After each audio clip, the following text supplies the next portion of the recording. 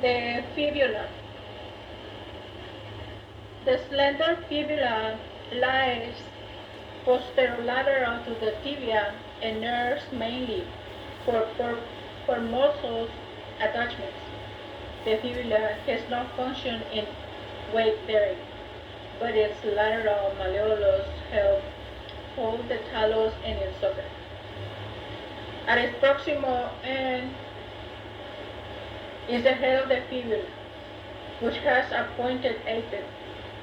The head articulates with the proximal posterolateral part of the tibia on the inferior aspect of the lateral condyle. The body of the fibula is twisted and marked by the sites of muscular attachments. It has three borders, anterior, interosseous, and posterior, and three surfaces, medial, posterior, and lateral. At its distal ends, the fibula enlarges to form the lateral malleolus, which is more prominent and posterior than the medial malleolus and extends approximately 1 centimeter more distally. The lateral malleolus articulates with the lateral surface of the talus.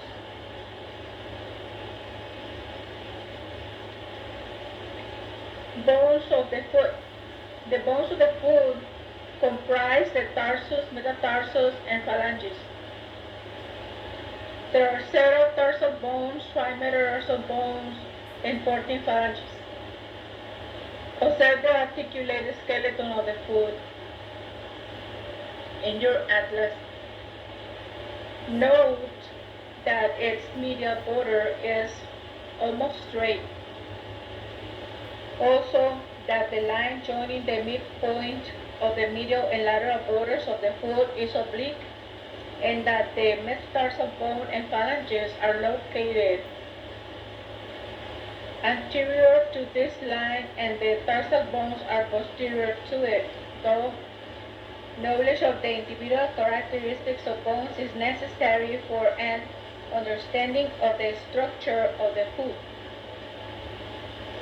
It is important to study the skeleton of the foot as a whole and to identify its principal bony landmarks in the living foot. The tarsus consists of 7 bones: calcaneus, talus, cuboid, navicular, and 3 cuneiforms. Only one bone, the talus, articulates with the leg bone. The calcaneum, known as the heel bone, is the largest and strongest bone in the foot. The calcaneus transmits most of the body weight from the talus to the ground. The calcaneus articulates with the talus superiorly and the cuboid anteriorly. The sheet-like sustentaculum tali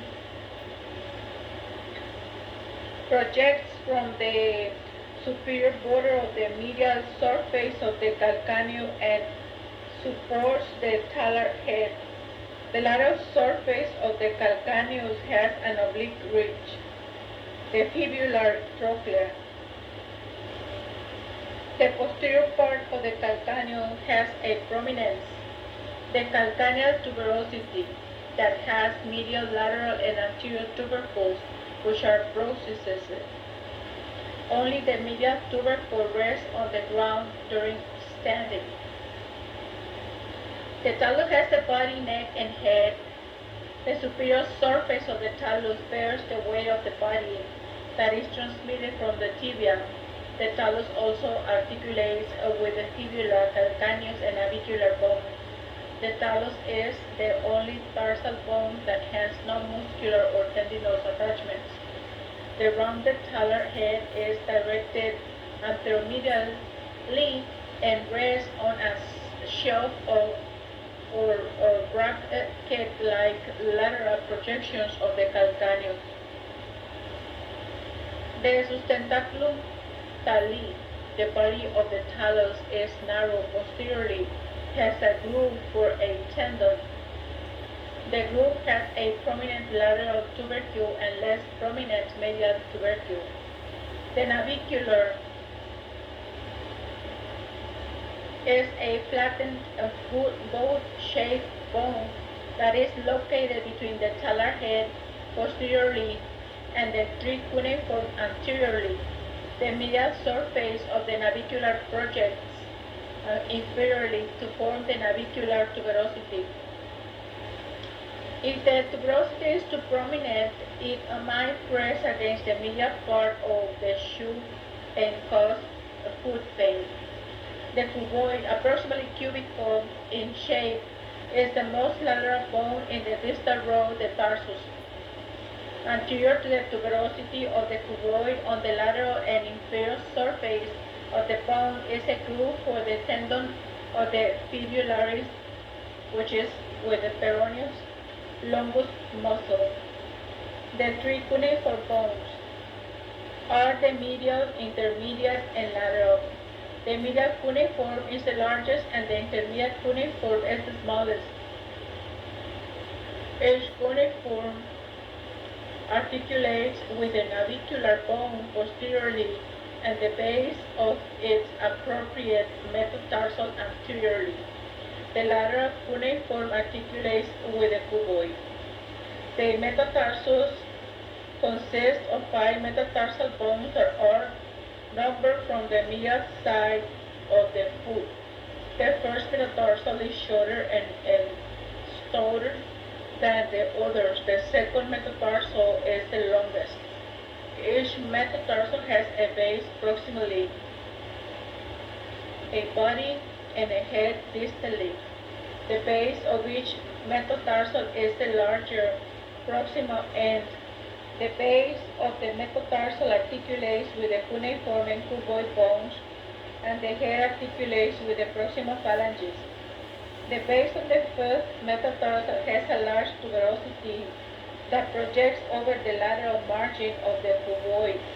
On the plantar surface of the head of the first metatarsal are prominent medial and lateral sesamoid bones. They are embedded in or covered by the plantar ligaments.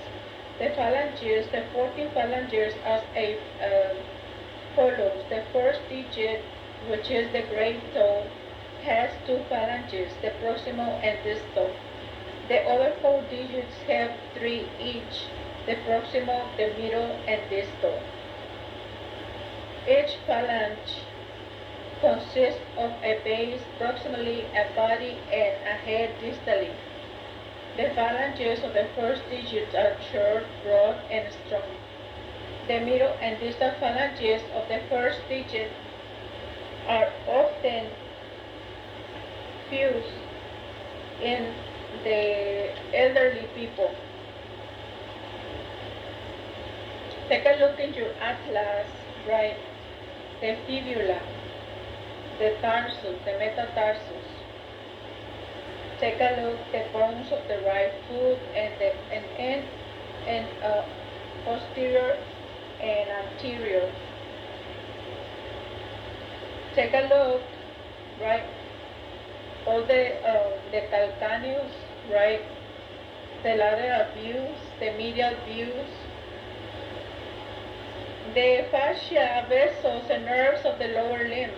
When the connective tissue of the body forms an enveloping sheet, it is fascia, which is some sort of like a band or bandage, indicating that it hinges structures together. Individual muscles are surrounded by thin fascia, right?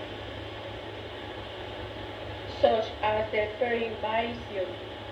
The fascia of the lower limb consists of superficial and deep layers.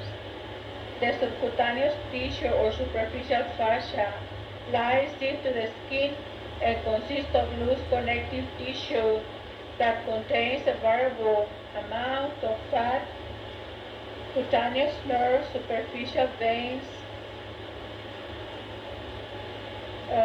where the great and small saphenous veins and their tributaries are the lymphatic vessels and lymph nodes. The connective tissue fibers blend with those in the dermis so that no distinct plane of cleavage is detectable. The subcutaneous tissue of the hip and thigh is continuous with that of the inferior part of the anterolateral abdominal wall and buttocks.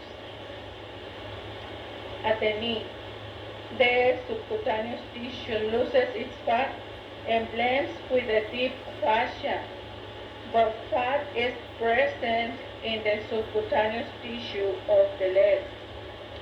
The deep fascia is a dense layer of connective tissue between the subcutaneous tissue and the muscles. It forms fibrous septa that separate muscles from one another and invest them. The deep fascia is especially strong in the lower limb and invests the limb like an elastic stocking. The deep fascia prevents bulging of the muscles during contraction, by making muscular contractions more efficient is pumping blood towards the heart. The deep fascia of the thigh is called fascia lata, which is known as lata pro. And the deep fascia of the leg is known as protofascia, which is also known as cross leg. The fascia lata attaches superiorly to the inguinal ligament, pubic arch, body of pubis, and pubic tubercle. The membranous layer or subcutaneous tissue, such as scapula, of the lower abdominal wall also attaches to the fascia lata approximately a finger's breadth inferior to the inguinal ligament. Also laterally and posteriorly to the iliac crest, posteriorly to the sacrum coccyx, sacrotuberous ligament, and the ischial tuberosity. Take a look in your atlas, the fascia, the intermuscular septa, and the compartments. The fascia lata attaches distally to exposed part of the bones around the knee and is continuous with the crural fascia. The fascia lata is substantial because it is enclosed large thigh muscles, especially laterally, where it is thickened and strengthened by additional longitudinal fibers to form the iliotibial tract. This broad band of fibers is a controlling aponeurosis of the tensor of fascia lata. In gluteus maximus muscles, the iliotibial tract extends from the iliac tubercle to a tubercle on the lateral condyle of the tibia. The thigh muscles are within three compartments: anterior, medial, and posterior, the walls of which are formed by the fascia intermuscular septa that arises from the deep aspect of the fascia lata and attached to the linea aspera of the femur. The lateral intermuscular septum is strong. The other two septa are relatively weak. The lateral intermuscular septum extends from the iliotibial tract to the lateral lip of the septum extends from the iliotibial tract to the lateral lip of the septum of the linea aspera and lateral supracondylar line of the femur. The saphenous opening in the fascia lata is a deficiency in the deep fascia lata inferior to the medial part of the inguinal ligament, approximately 4 centimeters interlateral to the pubic tubercle. The saphenous opening is usually approximately 3.75 centimeters in length and 2.5 centimeters in breadth, and its long axis is vertical.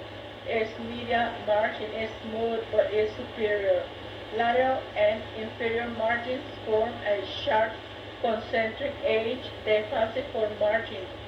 This sickle-shaped margin of the saphenous opening is joined at its medial margin by fibrous fatty tissue, which is known as the cribriform fascia. This sleeve-like fascia, which is known as the cribum sleeve, derived from the thin membranous layer of subcutaneous tissue, spreads over the saphenous opening and closes it. This layer of spongy connective tissue is sleeve-like because it is pierced by numerous openings for the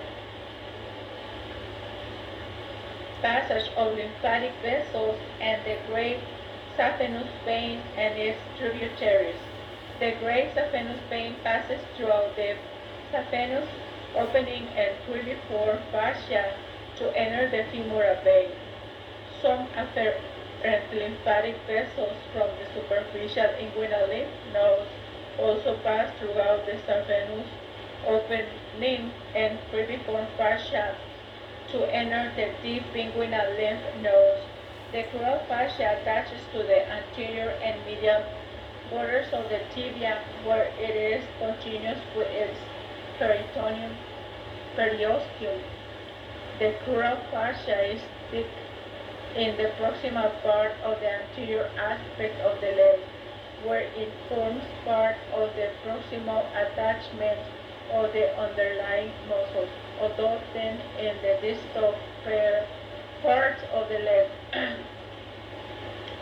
The crural fascia is thicker where it forms the extensor reticula.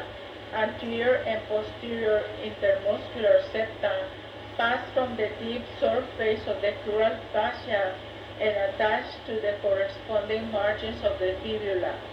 The interosseous membrane and the crural intermuscular septa divide the leg in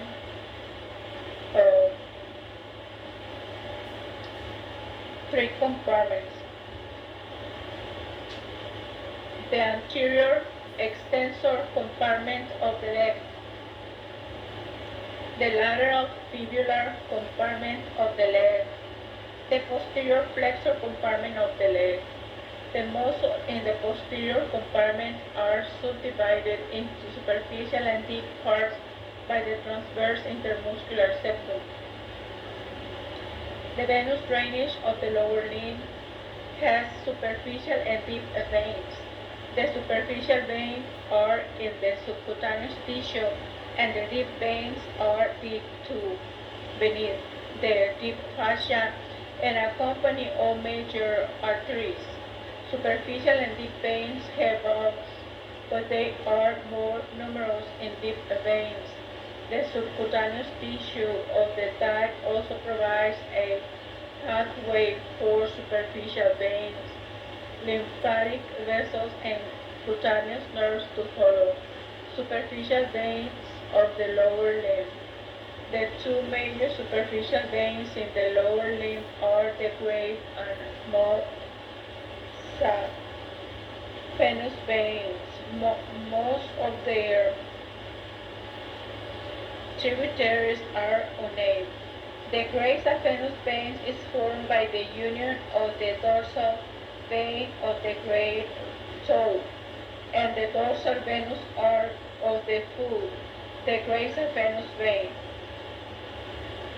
ascends anterior to the medial malleolus and passes posterior to the medial condyle of the femur and anastomoses freely with a small saphenous vein. Take a look at the veins of the lower limb. The transverse the saphenous opening in the fascia lata and also empties into the femoral vein. The great saphenous vein has 10 to 12 valves, which are more numerous in the leg than in the thigh, where valves are usually located just inferior to the perforating veins. The perforating veins are also valves. Venous valves are cup-like blocks of endothelium that fills from above. When they are full, they occlude the lumen of the vein, thereby preventing reflux of blood distally. The valvular mechanism enables the blood in the saphenous vein to overcome the force of gravity as it passes to the heart. And it ascends in the leg and thigh. The great saphenous vein receives numerous tributaries and communicates in several locations with the small saphenous vein. Tributaries from the medial and posterior aspects of the thigh frequently unite to form an accessory saphenous vein. When present, these veins becomes the main communication between the great and small saphenous vein. Also fairly large vessels, the lateral and anterior cutaneous veins arise from the network of veins in the inferior part of the thigh and enters the great saphenous vein superiorly, just before it enters the femoral vein. Near its termination, the great saphenous vein also receives the superficial circumflex iliac, the superficial epigastric, and external pudendal vein. The small saphenous vein arises on the lateral side of the foot from the union of the dorsal vein of the small little toe with the dorsal venous arm. The small saphenous veins, they ascend posterior to the lateral malleolus as a continuation of the lateral margin vein, passes along the lateral border of the calcaneal tendon, inclines to the midline of the fibula and penetrates the deep fascia, ascends between the head of the gastrocnemius muscle, empties into the popliteal vein in the popliteal fossa. Although many tributaries are received by the saphenous veins, the diameter remains remarkably uniform as they ascend the limb. This is possible because the blood they receive is continually shunted from these superficial veins in the subcutaneous tissue to the deep veins by means of the many perforating veins. The perforating veins penetrate the deep fascia close to their origins from the superficial vein and contain valves that, when functioning, normally only allow blood to flow from the superficial veins to the deep veins. The perforating veins pass through the deep fascia at an oblique angle so that when muscles contract and the pressure increases inside the deep fascia, the perforating veins are compressed. This also prevents blood from flowing from the deep to the superficial veins. These patterns of venous blood flow from superficial to deep is important for proper venous return from the lower limb because it enables muscular contractions to propel blood towards the heart against the pull of gravity. And this is also called as musculovenous pump. The deep veins of the lower limb uh, accompany all the major arteries and the branches instead of occurring as a single vein in the limbs. The deep vein usually occurs as paired, frequently interconnecting veins that flank the artery they accompany. They are contained within the vascular sheath with the artery, whose pulsation also helps to compress and move blood in the veins. The dorsal digital veins of the foot receive tributaries from the plantar venous arc and join to form common dorsal digital veins that terminate in the dorsal venous arc. Medial and lateral plantar veins pass close to the arteries and after communicating with the great and small saphenous veins, form the posterior tibial veins posterior to the medial malleolus. The deep veins communicate with the superficial veins through perforating veins,